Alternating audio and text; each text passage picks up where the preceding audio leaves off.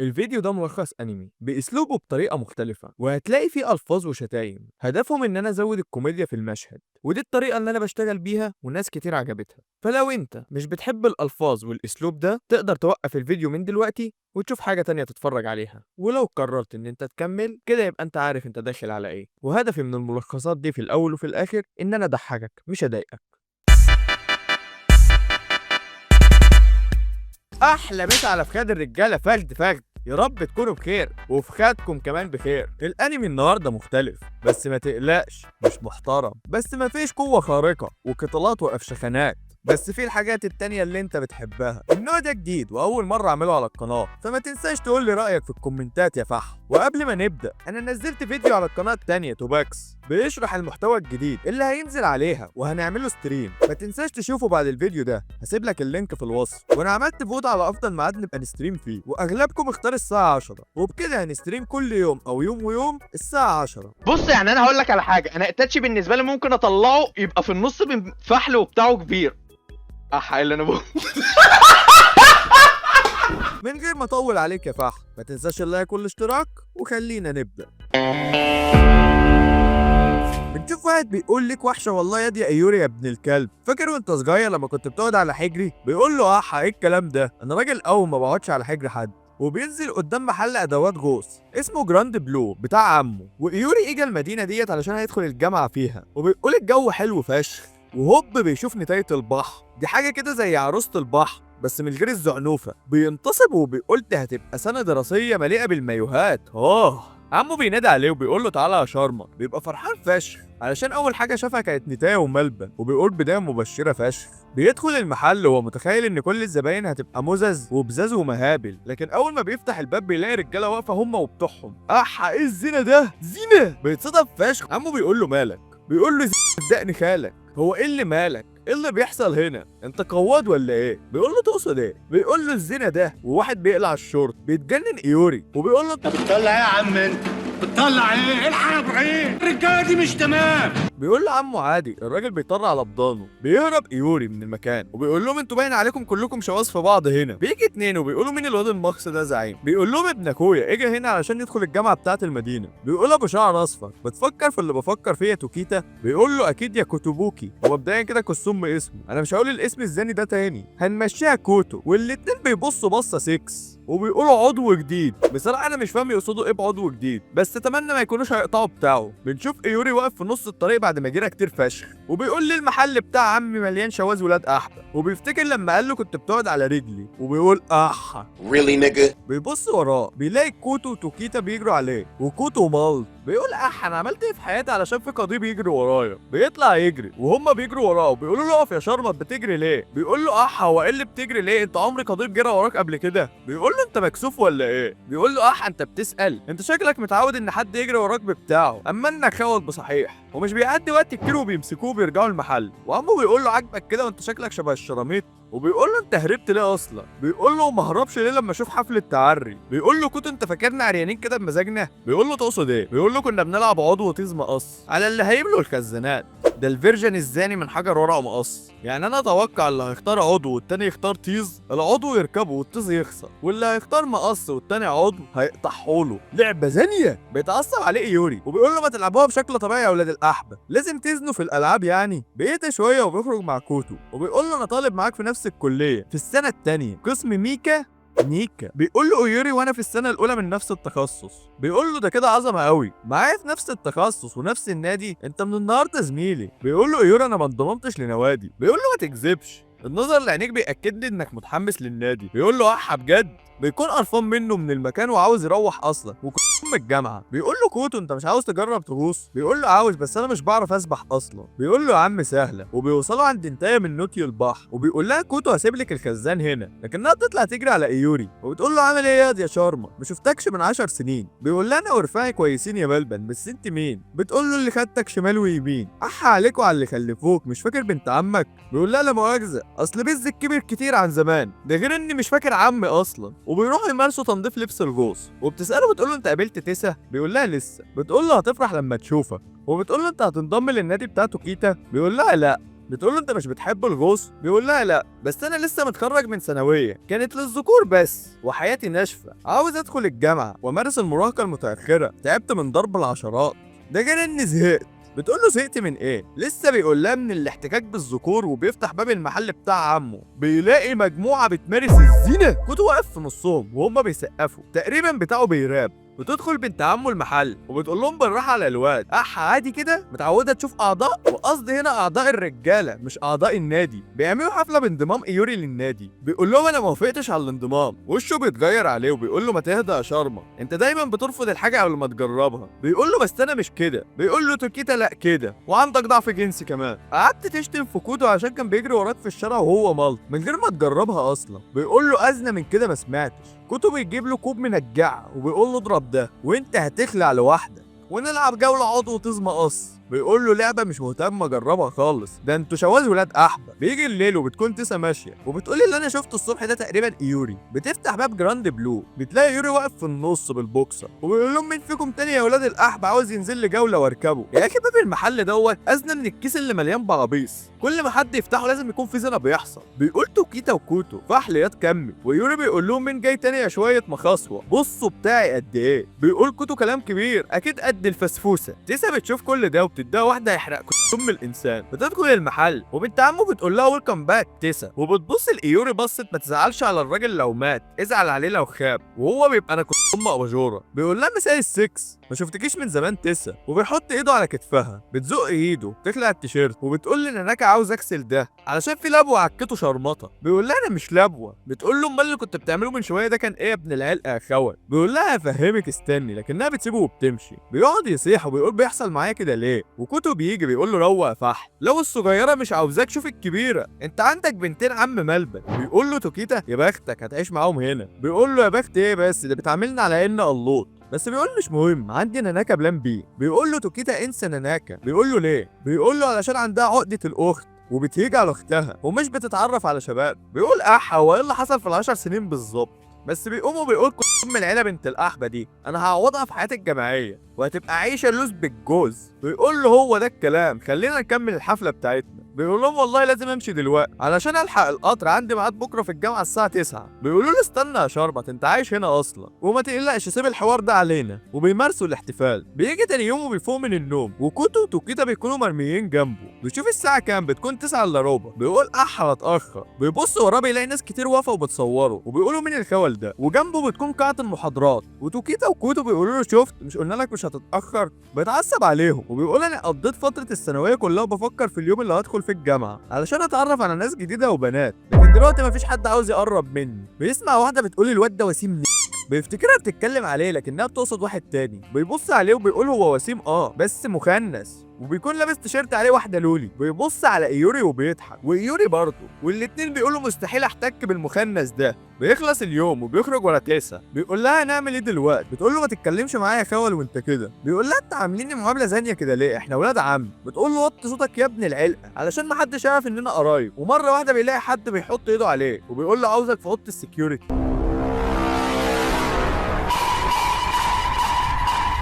بيطلع يهرب وبيدور عليه السكيورتي وبيقول الفيلم ده انا شفته كتير، واللي بيدخل الاوضه بيتركب. بيجي الواد كوهي وبيقول له انت بتعمل ايه هنا؟ بيقول له في سكيورتي عاوز يعمل معايا واحد اسباب الانهيار. بيقول له ليه انت عملت ايه؟ بيقول له تيسا ما رضتش تاخدني معاها البيت ولا تديني حاجه من لبسها. بينادي على الامن وبيقول له الخول هنا اهو. بيقول له ايوري استنى يا ابن العرس هفهمك. بيقول له تفهمني ايه؟ جريمه تربص وتحرش. بيقول له لا ما تخلع. بيقول له كوهي يا ابن الشاذ، وبيتصل بالبوليس وهتبقى جانج بانج.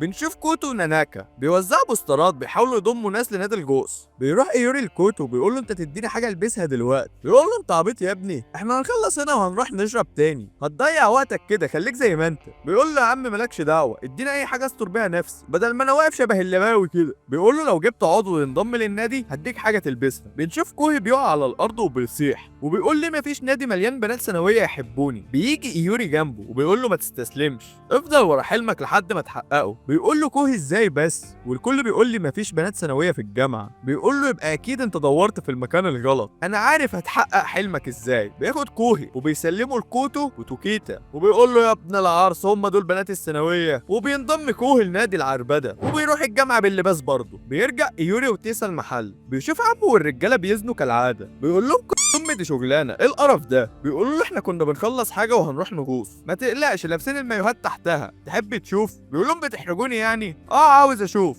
بيلفوا وبيكونوا مالط ما عدا عمه لابس كلوت فتله. بيقول ايوري انا عملت ايه بس يا رب في حياتي عشان انام واصحى على المناظر بنت الاحبه دي. بتيجي ناناكا وبتقول له مرحبا بعودتك. بيقول لها اشمعنى انت وتيسا اللي في البيت ده لابسين؟ بيقول لها بابا في حاجه. بتقول له الضيف اللي كان حاجز معانا النهارده عاوز ياجل. بيقول كوتو وتوكيتا يا خساره هنلبس للاسف، وبيقعدوا يمارسوا الاكل. بيقول توكيتا هنخلص ونروح نحتفل. بيقول له ايوري انا مش جاي فكك مني. بيتعصب عليه وبيقول له يا ابن العرس انت مش عارف انت عضو في نادي ايه؟ بيقول له نادي الجوز. بيقول له بيقول له ايوري بس انا مش مصدق حاسه في الباطن نادي عوري. بتقول له ناناكا النهارده اليوم التالت ليك هنا، وانت اليومين اللي فاتوا نمتهم بره البيت، انت حتى ما شفتش الغرفه بتاعتك.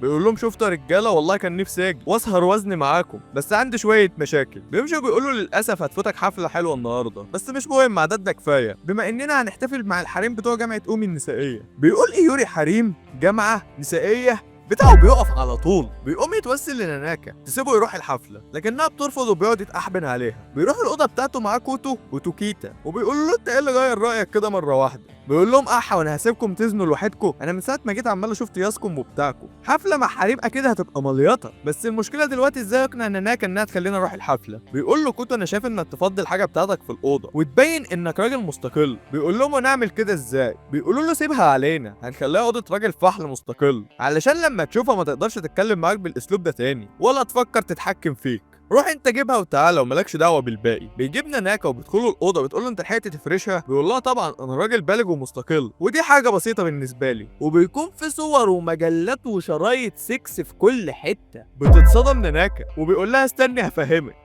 بتتكسف وبتمشي وبتقول له روح نفسك بعيد واعمل اللي انت عاوزه. بيخرجوا وبيقولوا له تمت العمليه بنجاح. بيقول لهم يا ولاد العرس ايه الزنا ده؟ بيدخل الاوضه وبيقول لهم شيلوا الحاجه دي وامشوا، انا ابن وسخه اصلا اني اعتمدت على 2 ملط زيكم. بيقولوا له احنا اللي كنا جبنا لك مجموعه افلام 6 هديه. بتدخل تسأل عليه وبتقول له الصندوق ده انت محتاجه؟ بيكونوا بيتفرجوا على 6 والوليه في الفيديو بتقول اوه فاك يس من قلبها. وايوري بيقيمها وبيديها 78 نقطه. بترزقه بالصندوق في دماغه وبتمشي. بيقول لهم انا حاسس ان انتوا لو خرجتم من حياتي هتبقى احسن بكتير، اتفضلوا اطلعوا بره. بيقول له توكيتا طب ايه رايك نتفرج على الفيلم ده؟ انا متاكد انك هتديله 10 من 10 ونجمه. بيقول له ايوري وانا واثق في رايك يا فح. بينزل تحت وعمه بيقول له تيسا كانت متضايقه ليه؟ بيقول له مش عارف عيله بنت عرس. عمه بيقول له يا ابن الاحبه. بيجي كوهي من وراه وبيقول لعمه شكرا على اللزق. بيقول له كنت بتعمل ايه؟ بيقول له كنت بجهز لك الاوضه بتاعتك. بيجري بسرعه وبيلاقي بوسترات لولي في كل حته وبيقول لهم ايه الزنا ده؟ وبعدين استنوا ايه البوستر ده؟ مش دوت سالب بنوتي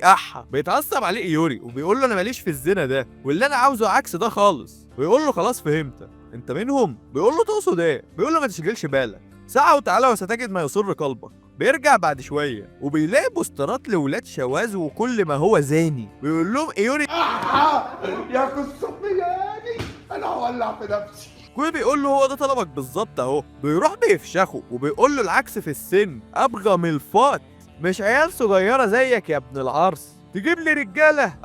بيخبط الباب عليهم. بتكون ناناكا بيترعب لو شافته في الوضع ده تلبس ديلدو وتركبه. بيخرج بسرعه وبيقول لها عاوزه ايه؟ بتقول له ساعدك في حاجه؟ بيقول لها لا. بتسمع صوت من التلفزيون جوه مشغلين فيلم شواذ ولاد الاحبه وواحد بيقول مش مهتم لو انت راجل في الحقيقه انا بحبك. بتقول له ناناكا يا ابن العرس يا لوطي. بيدخل ايوري وبيتعصب وبيقول لهم ليه مفيش حد فيكم طبيعي والكل بيزني عليا؟ انا لازم اخلي الغرفه دي افضل واحده في العالم علشان اخلي ناناكا توافق تخلينا نروح الحفله. بيقولوا له عندك خطه؟ بيقول لهم ناناكا بتعشق تيسا خلونا نستغل ده. وبيعملوا الاوضه كلها بوسترات لتيسا وبيحطوا وشها في كل حته. وبيقول ايوري الحفله النهارده الساعه كام؟ بيقول له توكيتا اتاجلت حصل مشكله كده. بيقول لهم يعني كل اللي بيحصل ده انا مستحمله على الفاضي؟ في نفس الوقت بتدخل عليهم تسا وبتكون جايبه لهم عصير، وبتشوف الاوضه واللي عاملينه فيها، بتحط العصير في طيز ايوري وبتطرده من البيت وبتخليه ينام في اوضه الكلب او عشه الفراخ تقريبا. كوتو وتوكيتا بيقولوا له انظر للجانب المشرق،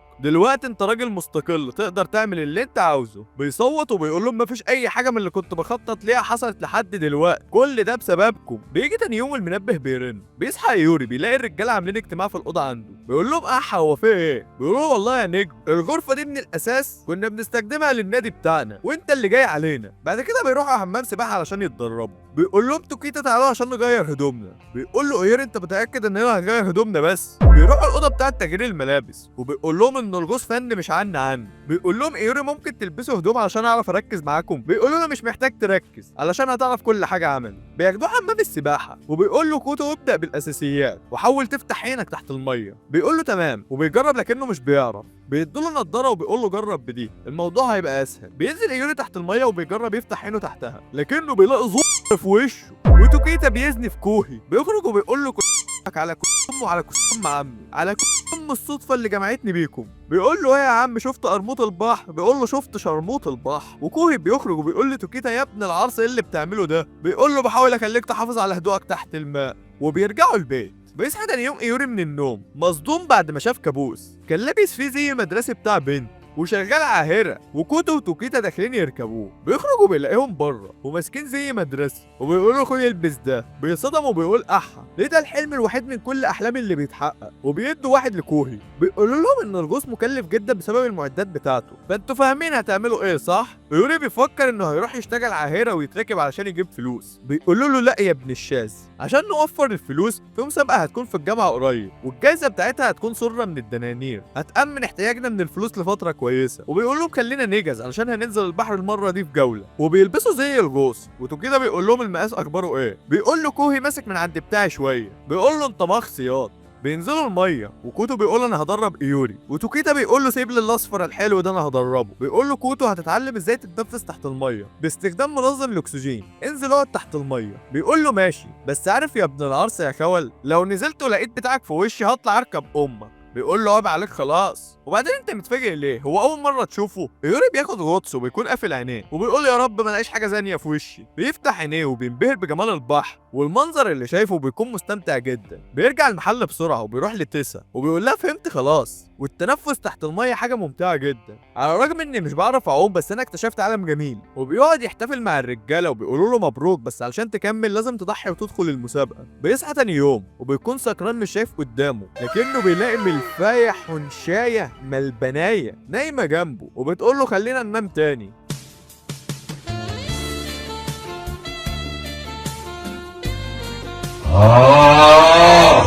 بيقول بتكون ايه كرباج. بيقول ايوري اخيرا واحد من احلامي اللي بجد اتحقق وفي واحده شبه عريانه جنبي لكن بيكون نايم جنبه برضه كوتو وتوكيتا وكوهي وبيكونوا ملط. ويوجد الكثير من الجعة والخمور وكان يبدو انه هناك واحد جنج بنج تم عمله. طلعت عاهرة وخرمها اوسع من نفق الملك قطيوز الثالث عشر. بيقوموا بيقول لهم بتعملوا ايه هنا؟ وفردة البز دي بتعمل ايه هنا؟ بيقول له توكيتا انتوا اول مرة تقابلوها. كوتو بيقول له النادي بتاعنا مشترك فيه رجالة وحريم ودي اوزوسا من جامعة اومي النسائية. بيقول له يعني مش فتاة ليل؟ بيقول له ساعات لما بتزنق في فلوس بس المهم احنا جبناها هنا علشان هي بتعرف تطبخ وهتدربكم ازاي تقدموا وجبات في المهرجان علشان المسابقات المتاحة ملكة الجمال ومبارزة القضبان وانتم شكلكم عرس وبتاعكم صغير. فالخطة البديلة انكم تقنعوا تسا بالاشتراك في مسابقة ملكة الجمال وانتم تبيعوا وجبات في المهرجان وتجيبوا منها فلوس. بيبداوا تحضير الوجبات وبيفكر كوهو وايارو ازاي يقنعوا تسا. بيفكروا يخلوها تسكر وتوقع على الاشتراك فبيقعدوا يتأحبنوا علشان يحاولوا يشربوها بأي طريقة لكنها مش بترضى. وزوزة المزة بتقول له ناولني يا ابني وبتقول لي ايارو ناناكي حكيت لي كتير عنك. بيقول لها انتم صحاب؟ بتقول له وبنتكلم في التليفون كتير. اوف ايه الطيس دي؟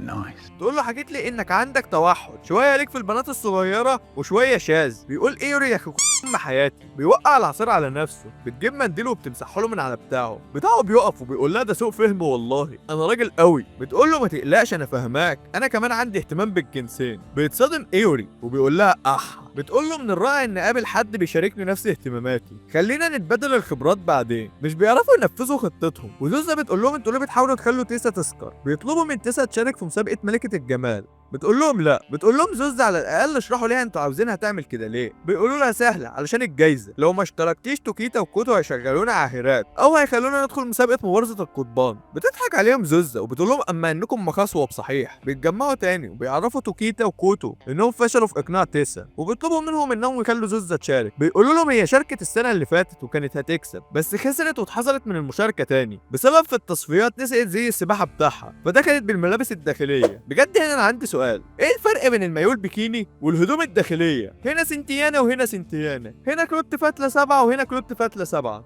ايه الحنكه وايه الفرق؟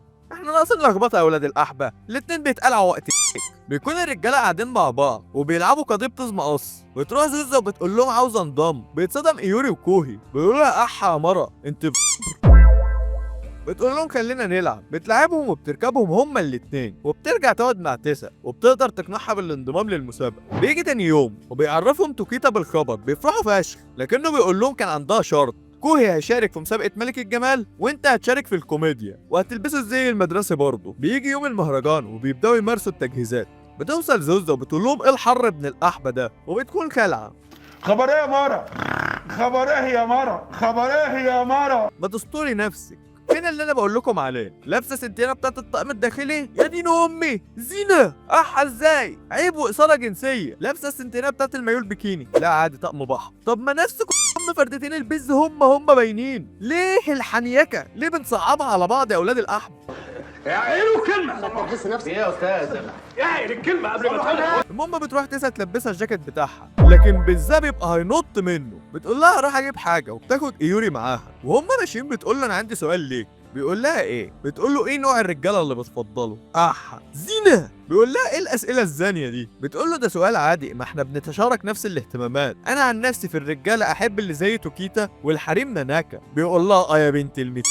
بيكون لسه يشرح لها انه ما عندوش ازدواجيه الميول. بيلاقيها بتقول له انا اخيرا لقيت حد زيي اقدر اشارك معاه الحاجه دي. فما بيقدرش يقول لها الحقيقه وهي بتقول له ما تقول ايه بقى نوعك المفضل. بنشوف كوهي وايوري واقفين مع بعض وكوهي بيقول له هي زوزة كانت بتتصرف بشكل غريب ليه؟ بيقول له مش عارف. زوزة راحت لكوهي وزقته قالت له روح استمتع بوقتك مع ايوري. بيقول له ايوري كل اللي اقدر اقوله لك سامحني على اللي انا عملته فيك. بيقول له يا ابن العرس عملت ايه؟ مش بيرد عليه. وبعد شويه بيروحوا لتيسا وزوزة بيبدلوا معاهم شيفت وزوزة بتقول له مارستوا الاستمتاع. كوهي بيقول له يا ابن العرس ايه اللي حصل فهمني لكنه مش بيرد عليه. بتبدا المسابقه وبتدخل تيسا للمسرح وبتكون مش طايقه نفسها بسبب انها لابسه فستان. بيقولوا كده هنخسر لازم نخليها تبتسم حتى. بيقولوا حد عنده فكره. بيقول كوهي يمكن لما تشوفنا بنضحك تضحك هي كمان. بيروحوا ينادوا عليها وبيضحكوا لها لكنها بتتعصب اكتر. والله حقها يعني ايه المناظر بنت الاحبه دي. بيقولوا لكوهي اي افكار تانية. بيقول لهم نحاول نخليها تظهر جانبها الخجول. بيقول له نعملها ازاي دي؟ بيقول لهم ايوري انت بتعملوا كده على طول وبيعلوا بمستوى الزنا وبينادوا عليها وهم قلعين. بتبص لهم وبتقول لهم ميتين ام الانسان على الكوكب على ابويا على اليوم اللي فتح فيه المحل ابن الاحبه اللي خلانا نحتك بالاشكال بنت الاحبه دي. كان فتح عربيه سماش برجر وريحنا. بيقول كوهي ما عادش عندنا خيار تاني غير الخطه الاخيره التنوره. بيقول له ايوري فهمت بس المشكله هنعمل كده ازاي؟ بيقول له كوهي ايزي يا صاحبي الكور النطاطه. بيقول له فكره قديمه بس لسه شغاله هنرميها تحت رجلها وهترفع لها التنوره كنت بعملها في البنات في ابتدائي. بيقول بس مين الفحل اللي هيرمي الكرة دي؟ بيقول كوهي احنا نرمي كلنا مع بعض عشان ما تعرفش مين اللي عمل كده. بيقول له خطة في منتهى الذكاء وبيبدأوا الرمي وإيوري بيكون متحمس فشخ وبيجيب أول واحدة. بعد كده بيرمي 3 والتنورة بتترفع والشباب على المسرح بيهيج واختها بتاخد لها 70 مليون صوره. وايوري بيقول لهم شوفوا يا اولاد الاحابه انا ماهر ازاي. دي كانت هوايتي المفضله في ابتدائي. لكن بتشوفها تيسا وبيلاقي نفسه واقف لوحده وكل اللي معاه واقفين على جنب. بيقول لهم يا اولاد العرس جدرتم بيا. بيهرب ايوري وتيسا بتكون ماسكه مضرب بيسبول وبتدور عليه وحالفه لا تحطه في تيزو وبالعرض كمان لكنه بيستخبى مع كوهي. ومره واحده بتطلع عليهم واحده مفكره نفسها الفورتيكا هارلي كوين وبتقول لكوهي فلنمارس المواعده. بيقول لها هوعدك انتي؟ بتقول له عندك منع كتف امك. بيقول لها رواقه انا معرفش اسمك حتى. بتقول له انا سنه اولى في جامعه اومي راضي كده؟ بيقول لها ما تهدي يا بنت الشبكانه. يوري بيقول له مبروك اتمنى لك حياه سعيده. يبقى قول لي هتسمي العيال ايه؟ بيقول له كوهي يا ابن العرس هتتخلى عني في وضع زي ده؟ بيقول له شوف الخول اللي بيتكلم وهو لسه سايبني في وضع ازنى من ده. بتقول له انا كنت امك وبتمشي وهي زعلانه. بيرجعوا البيت وبيحتفلوا. تيسا بتيجي من وراه وبيقول لها هشرح لك. بتقول له هتشرح ايه ولا ايه ولا ايه؟ بيقول لها كنت بحاول اخرج الانثى اللي جواكي علشان ازود جاذبيته، وتعبيرا على اسفي هجيب لك ملابس داخليه مثيره اكتر من اللي انت كنت لابساها. بتقول له يا ابن العرس، بس بتدخل زوزة وايوري بيطلع يستخبى وراها وبيقول لها انت كنت فين من بدري. بتحكي له على عيل شرمط من نادي التنس كان بيتأحبن عليها، لكنها اقنعته يسجل في مسابقة ملك الجمال وهربت وهو بيسجل. بيقول لها كوتو وصلت في الوقت المناسب قبل التجمع. بيقول له كوي التجمع اللي مع البنات من الجامعة التانية؟ بيقول له لا. بيبص وراه بيلاقي فحول نادي الرغبة، واعتقد التكملة بتاعت الاسم الرغبة الجنسية. هو اصلا دول ازاي طلاب؟ بيخرج كوهي وايوري يجيبوا حاجة يشربوها. بيشوفوا انا بتقول لكوهي يعني مش عاوز تتعرف عليا خالص؟ بيقول لها بتعملي ايه هنا؟ روحي واقعدي مع اعضاء نادي التنس بتوعي. بتحكي لهم ان هم بيضحكوا وبيتريقوا عليها بسبب المكياج اللي هي حطاه، على الرغم انها درست ودورت كتير علشان تعمله. كده درستي؟ ده انت لو بتدرسي الزنا مش هتعملي كده. بتكون سكرانه اصلا وبتحكي لهم ان هو هدفها كان انها تلاقي حبيب واصدقاء، لكن الموضوع طلع عكس كده والكل بيتريق عليها. بيتضايق كوهي وايارو بيقول لها انا هوريكي حاجه مثيره جدا. بتقول له مش مهتم اشوف بتاعك. بيقول لها اكثر اثاره. بتبدا حفله ملك الجمال، بيكون على المسرح قائد نادي التنس كودو والكلبوبات بيصيحوا عليه. بعد كده بيدخل كوهي ولما بيشوفوه بيعجبوا بيه، لكن كودو بيكون واثق من الفوز. كوهي بيروح وبيقول لزوزة اقبليني كحبيب بدل قائد التنس كودو. بيقول كودو يا ابن العرس، وبيروح يقف جنبه وبيمد لها ايده، وزوزة بتختار كودو. بيقعد يضحك عليه وبيقول له يا ابني الناس مقامات وانت شبه طيزي، لكن كوهي بيقعد يضحك. وزوزة المزة ما بتطلعش زوزة، وايوري بيخلع الباروكة وبيقعد يضحك عليه وبيقول له ما كنتش متخيل ان شخص زيي يكون ذوق قائد نادي التنس. كودو طلع شاذ. بيهنوه قدام انا وبينتقموا ليها. بيجي تاني يوم وبتكسب تسا وايوري المسابقات وبتستلم الجايزة، لكن ايوري بيكون نايم بسبب الاحتفال في اليوم اللي قبله. وبيسألها مقدم الحفلة هتعملي ايه بالجايزة؟ بتقول له هتقسمها مع حبيبي، وبتشاور على ايوري. الكل بيتصدم وبيقول المنحرف ده، وتوكيتا وكوتو وزوزة المزة بيتصدموا برضه وبيقولوا اكيد بتعمل كده عشان مفيش حد من الشباب في الجامعة يجري وراها او يحكها فيها. بيرجعوا الجامعة تاني يوم والكل بيبص لهم بصة 6.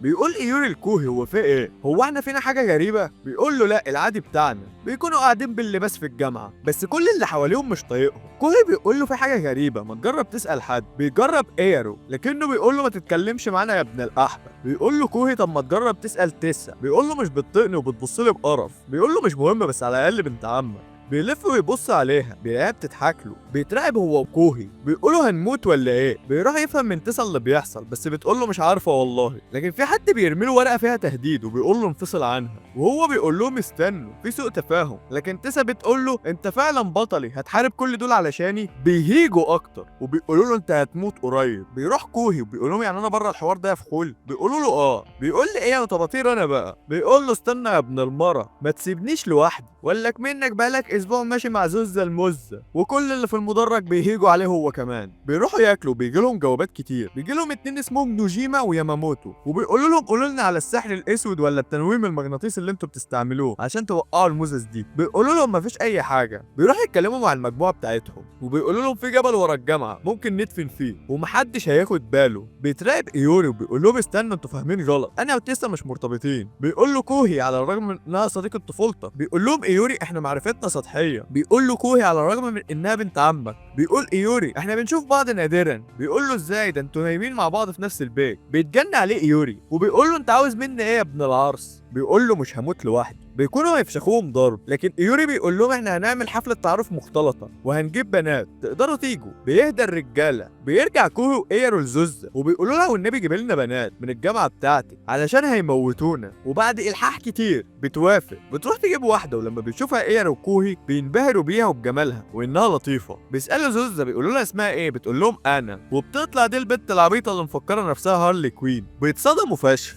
وبتقول لهم انا سبت نادي التنس وهنضم لنادي الغوص. بتقول لهم زوزة انا عملت لكم اللي انتوا عاوزينه. بيقولوا لها ده في جيش كلهم هيركبوا دي، احنا عاوزين حريم تاني. بيجي يوم المقابله وبيوصل ياماموتو ونوجيما وشكلهم غرس وبيقولوا لهم فين الحريم؟ اين النساء؟ اين المهابل؟ بيقولوا له اصبر يا ابن العرس هنوصل اهو. بيكونوا طلبوا من انا تجيب صاحباتها ويعملوا حفله تعارف. لما بيوصلوا قدام المطعم بيقول لهم نوجيما خلينا نعمل شفره بينا، اللي فيه واحده تعجبه يحط اعواد الاكل ناحيتها. بيقول له ايوري خطه جامده فشخ يا فحل. بيقول له انت اخر واحد تختار يا امك، انت مصاحب تسا. بيقول يا ماموتو مفيش حاجه اسمها تعجبني، مهما حصل النهارده لازم افقد عذريتي. بيدخلوا المطعم وبيلاقوا مناظر زانيه، كلهم بيلفوا اعواد الاكل مش عايزين حد، لكن ياماموتو بيقول لهم مساء السكس على العذراوات الحلوين. يا اخي كنت البدله اللي لابسها بيفكرني بشريط فرح ابويا. وبيقول لهم الجو حر قوي النهارده. بيقولوا له فعلا تشرب ايه؟ بيقول لهم واقي ذكري وعذريه واحده فيكم، وبيحرك اعواد الاكل على واحده. بيتصدموا كلهم وبيقولوا له انت ناوي تكمل؟ يا ابني فوق مفيش حاجه تجبرك على الزنا ده. لكنه بيقعد يمارس الشرب وبيبداوا يعرفوا نفسهم. بتقول البنت اللي ياماموتو مختارها اسمي كيوكو، بيقول لها اسمك حلو قوي، عندك اي هوايات؟ بتقول له ركوب الخيل والبوتشينكو. تقريبا البوتشينكو ده معناه ان عندها عضو ذكري او حاجه، لانه بيتصدم جدا وبيحرك الاعواد على واحده تانية. وبيقولوا للدرجه دي انت بائس وعاوز تكمل؟ كفايه. وبيعرفوا نفسهم وبيبقوا كيكو وكاناكو وانا ايوري وكوهي ونوجيما بيفقدوا الامل، لكنهم بيقرروا يساعدوا ياماموتو طالما هو عاوز يكمل. بينزل الاكل والبنات بتمارس هوايتها المفضله تصوير الاكل. بتوري انا صوره ليهم كانت كاناكو عامله تورته، ولما بيشوفوها كلهم بيقولوا انها جميله جدا. وايوري ونوجيما بيحركوا الاعواد ناحيتها. وبيقول لها ايوري انت بتحب التصوير؟ بتقول له جدا، والافلام كمان. بيقول لها نوجيما انا عاشق للافلام، شرموط مسلسلات واعمال سينمائيه. بيحكها ايوري وبيقول لها انا كمان بحب الافلام. بيقول له نوجيما يا ابن العرس انت عندك تسا، سيب حاجه لينا. وبيسالها ايه اخر فيلم شفتيه؟ بتقول له قلب الحب. بيحرك ياماموتو الاعواد كمان ناحيتها وبيقول لها في الحقيقه انا كمان شفته وكان فيلم رائع. بيضحك عليهم كوهي وبيقول شويه شراميط ما فيهاش حاجه مميزه، لكنه بيلمح في الصوره بتاعتها DVD للانمي اللي غير حياته، وبيحط صوره في كل حته. الفتاه السحريه لولاكو بيروح على طول وبيقول لها اتعمل ايه؟ بتتحرج وبتقول له انا هروح الحمام اطرطر، وكل البنات بيروحوا معاها يمارسوا الطرطره الجماعيه. بيتجنن عليهم ياماموتو وبيقول لهم يا اولاد العرس مش كنتم بتدعموني؟ بيقول له كوهي ما عدتش مهتم، دي فتاه احلامي. ونوجيما بيقول له ادعم نفسك بنفسك، كل واحد على بابوه. لكن بيتحنك ايوري وبيقول لهم احنا كده كلنا هنخسر، اهم حاجه العمل الجماعي. بيقول له تقصد ايه؟ بيقول لهم احنا ندعم بعض وواحد فينا يكسب قلبها، ولما ده يحصل هتكون هي طريقتنا لحفله تعارف تانية، واللي مش هيلاقي واحده النهارده هيلاقي المره الجايه. بيقولوا له ود يا دولي، لكنه بيبعبصهم وبيقعد يتعرف عليها وهم بيبقوا هيموتوا من الغيظ. بيقول لهم كوهي امه انا فيها لك فيها. بيروح يقول لي ايرو انا سمعت الشائع الفتره الاخيره عن علاقتك انت وحبيبتك ماشيه كويس. بيتصدم ياماموتو ونوجيما وبيقولوا له انت شيطان ابن احبه، عملت فعل محرم في حفله تعارف مختلطه. بكل برود بينكدوا على بعض واليوم بيخلص وبتمشي البنات وبيقولوا لهم استمتعنا النهارده كاننا كنا في حديقه الحيوانات، اشكالكم مضحكه فشخ.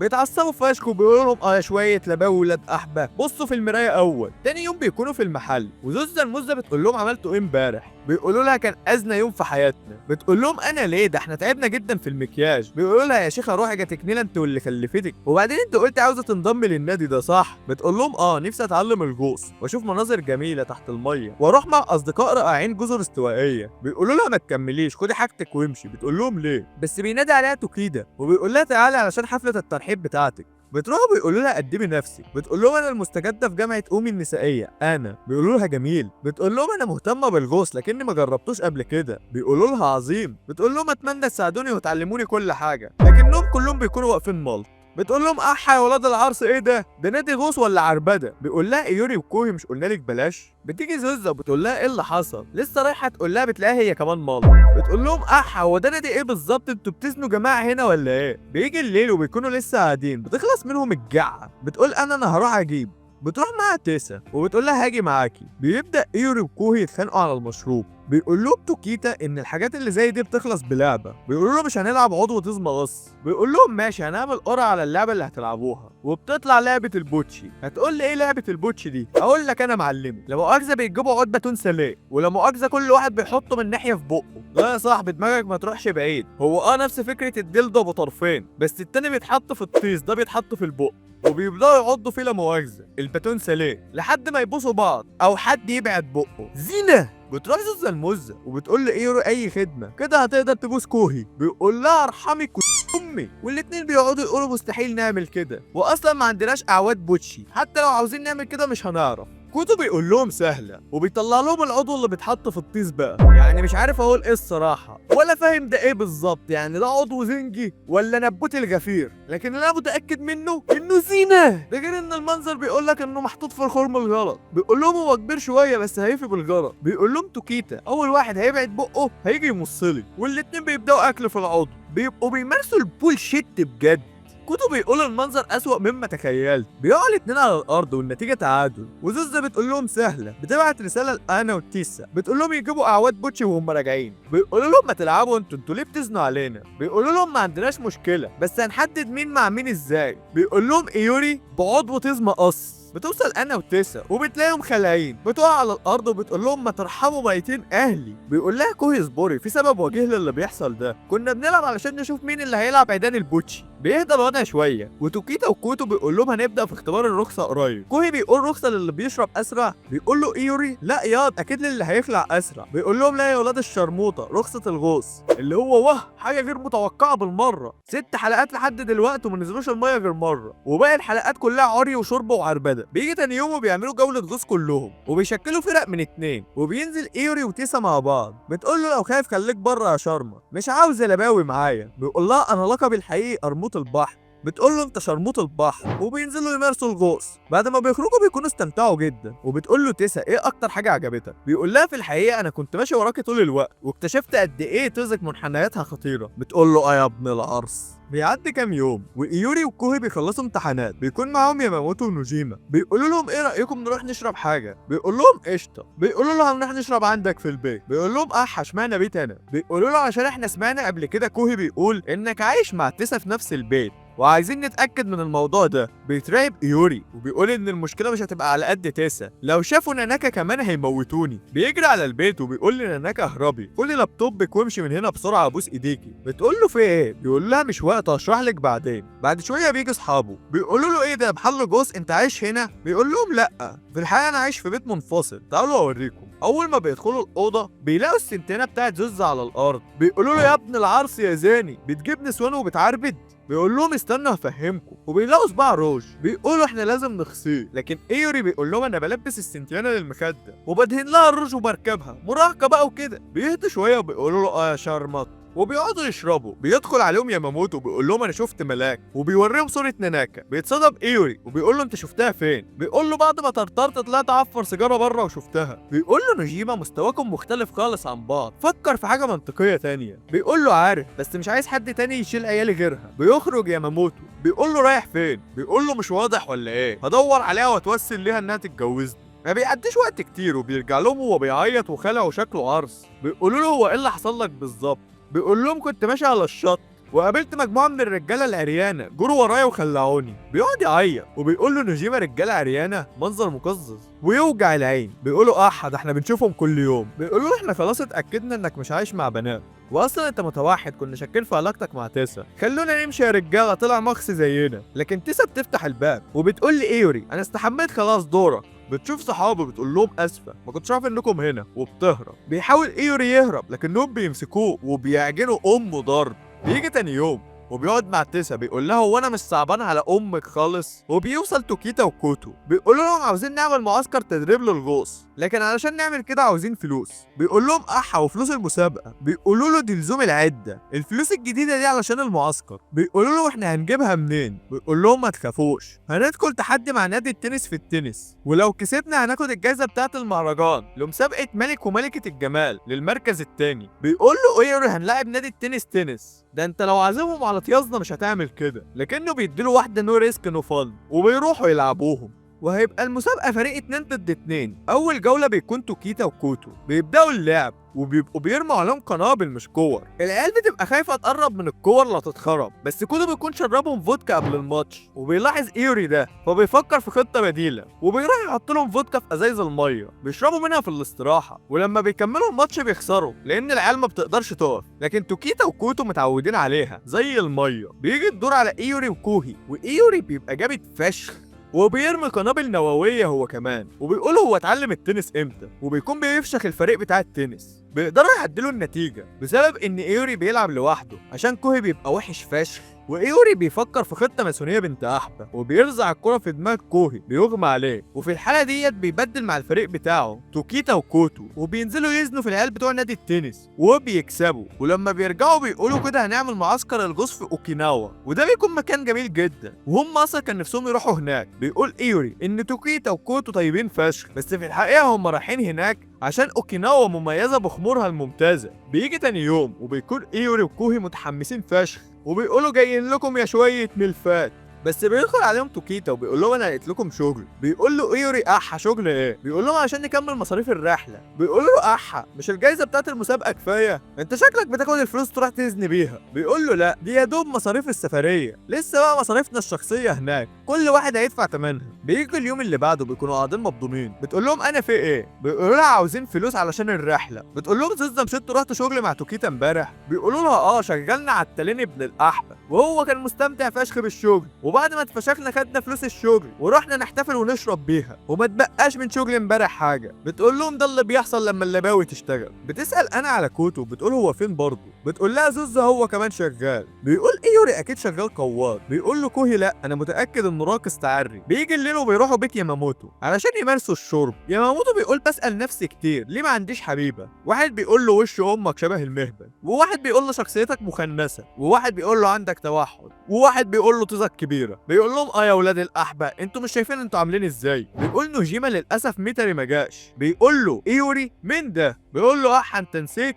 اللي حشر لك الزرع في بقك عشانك في علاقه مع تيسا. بيقول له افتكرته ابن الاحبه. بيقول له نوجيما بقاله فتره متغير ما عادش بيخرج معانا. بيقول له ما يمكن نتعرف على واحده. بيقول ياماموتو مستحيل. بيقول له ايوري هتعمل ايه لو طلع مرتبط ببنت؟ بيقول له مستحيل يعمل كده، انا واثق فيه. بيقول له تمام خلينا اتصل بيه واقول له يجي يقعد معانا. بيرد عليه وايوري بيقول له ايه يا فحل فينك؟ احنا في شقه ياماموتو دلوقتي وعاملين حفله ما تيجي. بيقول له اسف بس هرجع اتصل بيك تاني كمان شويه. وبيسمع صوت واحده بتقول له يلا بقى. ايوري ملامحه بتتغير وبيقول له انت بتزني دلوقتي مع واحده يا ابن العرس. بيقفل في وشه السكه وباقي الرجاله بتتحول. ايوري بيقول لهم يلا نروح نغسل. بيكون ميتاري يا دوب لسه قافل معاه وبيقول للبت خلينا نكمل ممارسه اسباب انهيار الاتحاد السوفيتي، لكن الباب بيخبط، قلبه بيدق جامد وبتاعه بينام وبيقول مستحيل يلحقوا يوصلوا بالسرعه دي. بيخبط عليه الباب تاني وبيقول له معايا طرد ليك من البريد، الشحنه بتاعتك المكونه من 200 فيلم 6 مشكل وصلت. بتقول له البت 200 فيلم 6 ده انت حالتك صعبه خالص. بعدين بيدخله كام شريط من الباب والبت بتقول له ما تفتح يا ابن الشرموطه الباب، لكنه عارف انه لو فتح هيتركب. بيكونوا بره ونوجيما بيقول له انت متاكد من اللي بتعمله ده؟ انت بترمي المجموعه الثمينه بتاعتك. بيقول له مش مهم طالما هنكد على ميتين امه ودمر سعادته. بيقول له نوجيما يا لك من مظهر فقر يستمتع بتعاسة الاخرين. بيقول له ده الطبيعي، طول ما انا مش هيك محدش هيك. بيقول ايوري ليه حساب معاه خلينا ازن علينا كمان. بيبعت له رساله من رقم تاني وبيقول له وحشتني قوي، خلينا نمارس اسباب الانهيار في مكان تاني المره الجايه. المزه اللي معاه بتشوف الرساله بتمسكه من رقبته وبتقول له ايه ده يا ابن العرس؟ بيقول لها والله ما اعرف. بنخرج بره وكوهي بيقول لهم خلاص سيبوه رزقه انا همشي، بس هو ماشي بيسمعها بتقول له انا هصدقك طالما انت مصر، اقفل التليفون وخلينا نكمل. اونيتشان بيتجنن كوهي اول ما بيسمع واحده بتقول اونيتشان وبيقول احنا لازم ندمره. بيقول له يا ماموتو احنا هنعمل ايه؟ ما عادش عندنا خطط. كوهي بيقول له سيب الموضوع ده عليا هوريكم تقنيه الصوت المختلط. بندخل جوه وبيقول لها انا ما اعرفش بنت في حياتي غيرك وبيروح يبوسها، بس بيجي صوت بنت من بره وبتقول له افتح يا متوحش دعنا نكمل ما بدأناه. بيكون ده كوهي وكلهم بيكونوا منبهرين بالتقنيه بتاعته علشان الصوت طبيعي جدا. الباب بيتفتح وبتخرج البنت وبتقول له مش عاوز اعرف امك تاني وبيجري وراها وبيقول لها اصحاب الذكور هم اللي بيعملوا كده وانا هقطع علاقتي بيهم صدقيني. بيقولوا شوفوا ابن العرس ماشي مع واحده ومش بس كده عاوز يقطع علاقته بينا، لكنها مش بترضى. فبيقول لها طيب بما اننا هننفصل خلينا اطلب منك حاجه اخيره. بتقول له ايه؟ بيقول لها عرفينا على البت صاحبتك ام طيس كبيره اللي شفتها معاكي اخر مره. بتمسكه بتفشخ امه ضرب وبتمشي والرجاله بتستلم وبيكملوا عليه. بيرجعوا بيت ياماموتو بعد ما فشخوا الواد وبيقول لهم يعني ايه هنموت قبل ما ننك كلنا؟ بيقول لهم نوجيما في واحد ابن عرس قال مره كل اللي علينا نعمله ان واحد فينا يرتبط بواحده وهو هيعرفنا على صاحباتها. وبيبصوا لايوري بيقول لهم انا عملت كده. بيقول له نوجيما كل واحد هيديك 5000 ين. بيقول له اعتبر الميعاد محجوز. بيجي تاني يوم وبيقعد مع كوهي ازاي يخلوا تيسا انها توافق تجيب صاحباتها. بيقترح عليه كوهي انهم يخلوها تلعب لعبه عقاب ولما تخسر ده يكون العقاب. بيقول له ايوري يا ابن المحنكه. بيقول له كوهي بس هنخليها تلعب ازاي؟ بيقول له سيب الموضوع ده عليا. بيجي الليل وبيكونوا قاعدين بيمارسوا الاكل. يا اخي احا هو ده فعلا محل ادوات غصن؟ الا لما شفت حد حتى دخل يشتري زعنفه. المهم بيروح ايوري لتيسا وانا ومعاه طبق ساشيمي وبيقول لهم قولوا لي رايكم. بيسحبوا اعواد الاكل لكن كل واحده فيهم بيكون مكتوب عليها رقم وبيخلع وبيقول بصوت عالي لعبه الملك. وناناكا وزوزة والفحلين التانيين بيقولوا يلا بينا وكلهم بيسحبوا اعواد. بتحاول توقفهم انا لكن زوزة وتوكيتا بيمسكوها وبيقولوا لها بمجرد انك تسحبي رقم ما ينفعش تنسحبي. بتستسلم وتوافق هي وتيسا وبيقولوا هنلعب جولة واحدة بس. بيقولوا مين الملك؟ بتكون زوزة وبتقول لهم اول امر ليا هيكون ان الكل يكمل اللعبه للاخر مع دايا. بتبدن على تيسا وانا بيكملوا لعب وبيلعبوا جوله كمان والكل بيسحب وزوزة بتكون الملك برضه. بتقول لهم كل الارقام من 1 ل7 يخلعوا قطعه من هدومهم. فيلم السكس ده انا شفته كتير قبل كده. في اخر جوله الامر بيبقى انهم ينطوا على بعض. خلونا نكمل. بيخلع الرجاله هدومهم بسرعه. بتقول لهم انا يا اولاد العرس قالت قطعه واحده. وزوزة بتقول لناناكا دورك يا ملبن. واصلا ناناكا لابسه فستان قطعه واحده يعني هتبقى باللباس والسنتيانه. لكن بتوقفها انا وبتقول لهم اهدوا فردة شراب هتبقى كفايه لتنفيذ الحكم. بيقولوا لها يا بنت البيضان كانوا هيموتوا ويشوفوا ناناكا بالسنتيانه. بيلعبوا جوله كمان والملك بيطلع انا. بتقول لهم حكمي ان الحفله الجايه ما تخلعوش. بيتضايق جدا توكيتا وكوتو وبيقولوا لها احنا تحت امر ام الملك. بيلعبوا جوله كمان والملك بيبقى ناناكا. بتقول الرقم 3 يقول للشخص اللي على يمينه بحبك يا اختي ويبوسه. بيقول لها ايوري روح يبوسيها عشان تهدى. بتقول له تيسا بس انا رقم 2. بيقول امال مين 3؟ وبيطلع كوتو وبيروح لايوري وبيقول له بحبك يا اختي. بيحاول يوقفه وبيقول له بالله عليك لا لكنه بيرزعه واحده احبك يا اختي مع فرنش كيس بيخليه يكره حياته. بيلعبوا الجوله اللي بعدها وبيطلع كوهي هو الملك. بيفرح ايوري فشخ وبيقول كده الخطة تمام. احنا كنا معلمين الاعواد وفي الاغلب العود اللي مع تيسا يا 1 يا 3. بيبص له كوهي عشان يعرف الرقم. بيلاقيه رافع 3 في ايد 1 في ايد. بيقول كوهي 4. الحكم انك تعرفينا انا وايوري واصحابنا على اصدقائك. بيقول له يا ابن العرس ما لو انا عاوز اقول لك 4 كنت عملتهم بايد واحده. بتقول لهم زوزة انتوا فيكم حاجه غريبه انتوا بتخططوا لايه؟ بيقولوا لها ولا حاجه خلينا نلعب الجوله اللي بعدها. بتقول لهم مش قبل ما ننفذ الحكم بتاع الجوله دي. وبيطلع صاحب الرقم 4 هو توكيتا وبياخدهم كلهم يعرفهم على اصحابه من نادي الرغبه الجنسيه وبيبقوا هيركبوهم. بيقولوا لايوري هم دول البنات الظريفات يا ابن الاحبه. ده احنا اللي هنبقى عاهرات ظريفات دلوقتي. اوعى حد فيكم يشرب بيره اللي هيسكر هيتنام.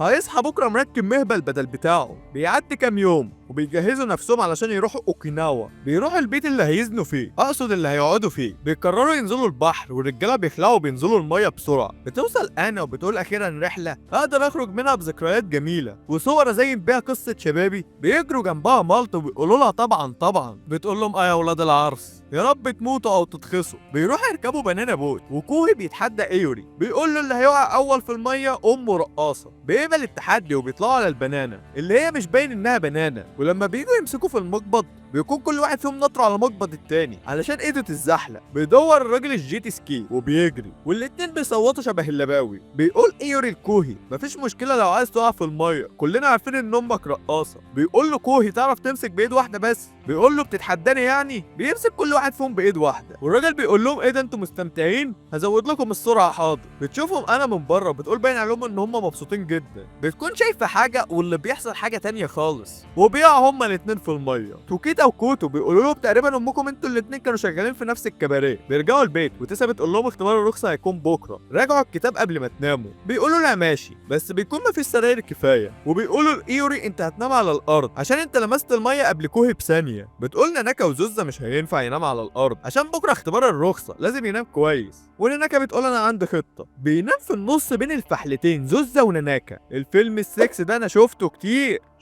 كتير وبيبقى حاطط الكتاب على بتاعه بيداري بيه. ناناكا بتقول له تقدر تنام براحتك زي ما انت عاوز. وزوزة بتقول له لازم تستريح علشان الرخصه بكره. وهو بتاعه في اعلى قمه للانتصاب وصل لها في حياته. بيناموا لكنه مش بيعرف ينام. بيبص في كل حته بيلاقي سنتيانه متعلقه في حته وكلوت فتله مرمي في حته وجوز بزاز شمال وجوز بزاز يمين وبيبقى سيكس. بيقول ما فيهاش نوم النهارده. بيجي تاني يوم وبيبدا الامتحان. بتروح تيسا تبص عليه بيزني ايه في الورقه. بيكون كاتب اسمه ايوري ازداء. بتمسكه بتفشخ امه ضرب.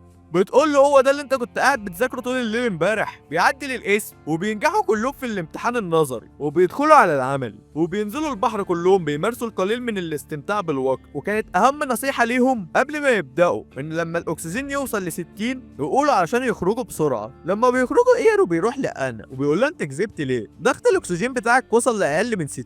بتقول له انا كنت شايفاكم كلكم مستمتعين فما رضيتش افضل عليكم. بياخدها وبيروح لكوتو وتوكيتا وزوزة وبيحكي لهم اللي حصل. مرشد ابن احبه ايه ده يا زوزة ارحمينا حنشايه. بتقول لها اخطر حاجه في البحر الكذب، حياتنا اهم من كل ده. بيقول لها ايوري حصل. بتيجي من ورانا ناكا وبتقول له انا قلقانه عليك يا ولدي. بيقول لها ليه؟ بتقول له علشان لو كملت بنفس المستوى ده ممكن تفشل في الاختبار. بيجي تاني يوم وايوري بيفكر ازاي يعدي من الاختبار. بتيجي تيسا جنبه بتقول له بتدبر ليا شرموط. بيقول لها ولا اي حاجه. توكيتا وكوتو بيقولوا يلا نروح نأجر عربيه عشان ناخد جوله في المدينه. لما بيوصلوا بيلاقوا العربيه صغيره فشخ اللي هيفس فيهم الكل هيموت.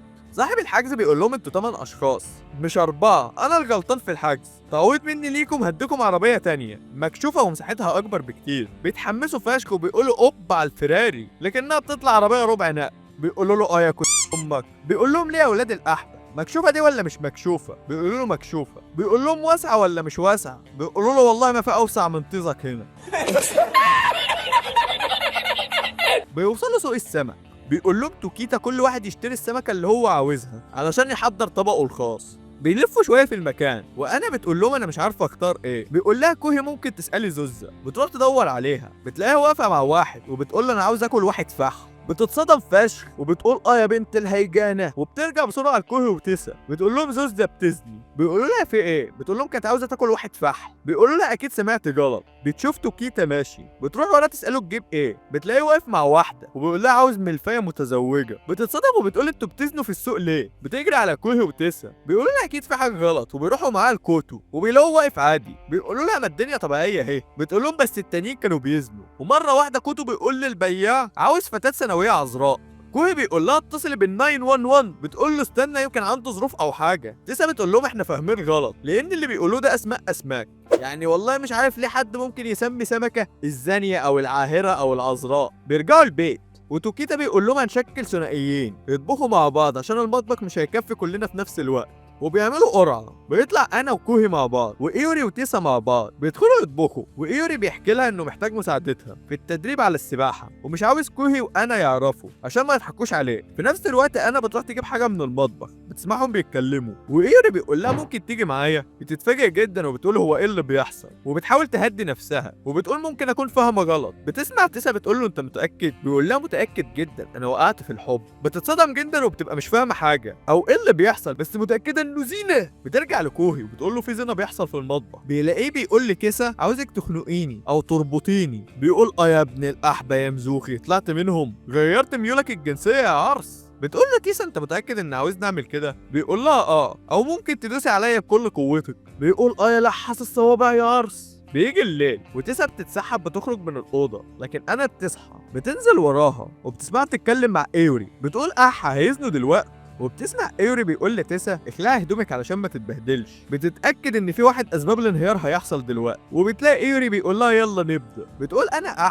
مش انا اللي اتقرطص. وبتدخل عليهم وبتقول لهم بتعملوا ايه يا اولاد الزانيه؟ لكنها بتلاقي تيسا دايسه على راسه في حمام السباحه. بتقول لهم انتوا بتعملوا ايه؟ بيقول لها ايوري انت اللي بتعملي ايه هنا؟ بتقول له جاي اشوف الزنا ده. انت اللي بتعمل ايه عندك تحت رجلها يا مزوخي يا ابن العرس؟ بيقول لها مفيش محفظتي وقعت مني في حمام السباحه كنت بجيبها. بتقول له كذاب ابن وسخه. بتهديها تيسا وبتشرح لها اللي حصل وايوري بيتدرب عشان ممكن يفشل في الاختبار. بتقول لهم خلاص هساعدكم. بيعدي واحد بالليل وبيلاقيهم دايسين على راسه في حمام السباحه. بيتصل بالبوليس. بعدين بيخلصوا تيسا وانا بيمشوا وهو بيخلع الشورت وبيقعد في حمام السباحه يطر على بتاعه. بيوصل واحد من الشرطه وبيقول له في واحد بلغ على سلوك غريب بيحصل هنا. في بنتين وولد بيمارسوا حاجات غريبه. بيقول له لا مفيش اي حاجه كله تمام. بيقول له الشرطي طيب هبص حوالين المكان اتاكد بنفسي. بيكون خايف يشوفه وهو ملط لا يركبه ومش عارف يخرج من الميه علشانه ملط وبيقعد طول الليل في الميه. بيجي تاني يوم وكلهم بيكونوا صاحيين لكن ايوري جاله برد بسبب انه قاعد في حمام السباحه. بيمشوا كلهم علشان يجيبوا الرخصه لكن زوزة بتفضل في البيت معاه. بتدخل عليه زوزة المزة ومعاه شويه عصير فريش لكنه بيشوف جنب العصير عضو جرجير او فجل. بيقول احا ده ليه استخدامين، واحد بيتاكل والتاني بيتحط في الطيز. هو ليه ممكن علاج في دوله يكون ان حد يحط فجله في طيزه؟ بصراحه يعني دي حاجه غريبه فشخ. المهم بتمسكها وبتقول له يلا خلينا نجرب الطب البديل. بيقول لها احا هو انت كنت مع جوني سينس في نفس كليه الطب ولا ايه؟ بتقول له ما تخافش وبتربطها له حوالين رقبته. بيقول الحمد لله استخدمت الطريقه الاولى، لكنه بيلاقي في واحده تانية على الصينيه وزوزة بتمسكها وبتقول له لف بقى يا شرمه. بيقول لها يا بنت العرس دبل بنتريشن زينه.